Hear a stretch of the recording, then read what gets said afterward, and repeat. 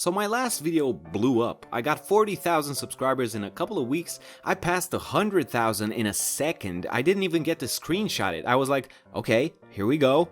Almost there. And then I blinked and it was already gone. I feel like this was YouTube's way of saying, listen dude, we've been beating you down with a spiky club for 5 years. We're sorry. Here, take this candy and don't tell your parents about this. So we passed 100,000 subscribers. Now at this point, every single person with a YouTube channel would make a video saying something like, hey guys, thank you so much. I love you all so much. You guys are so important to me because your collective number fills the empty void in my soul.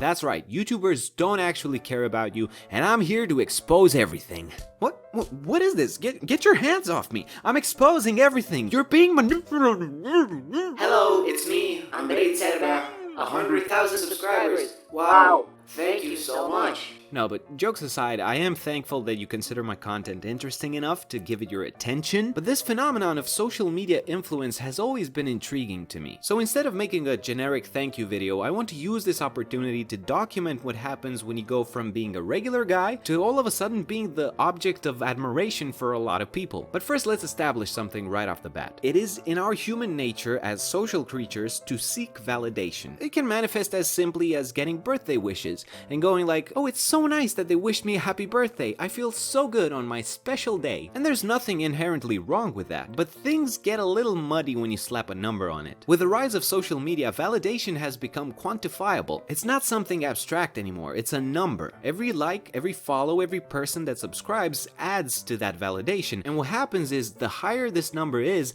the less it feels like there's actual people behind it.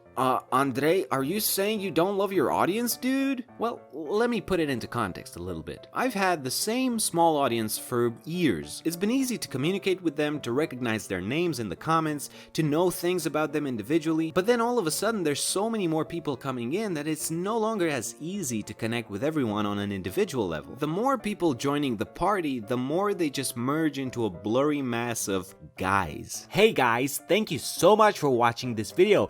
Guys, we have new merch. Oh my god. Guys, click that like button. I love you guys so much. How can you say you love them? Like, who do you love specifically? What do you see when you picture the guys? That's the thing that you may not realize. It's very easy as an audience member to feel connected to a YouTuber because of how much of their lives they put out there. You see them every day, you know what they like, you know what they don't like, you feel connected to them. But from Logan Paul's perspective, for example, there's millions of people just like you. You could be kidnapped and taken to Mexico to have your kidneys harvested, and the Lo gang would still be intact. You may love Logan Paul, which is fine by the way, I'm not here to tell you who you should watch, but realize that Logan Paul doesn't love you back. Logan Paul loves the collective attention of these millions of people watching him. And again, he's just a really good example for this argument. I'm not targeting him specifically, because it happens to a varying degree to everyone that has an audience. When you get the numbers, you get power. And with great power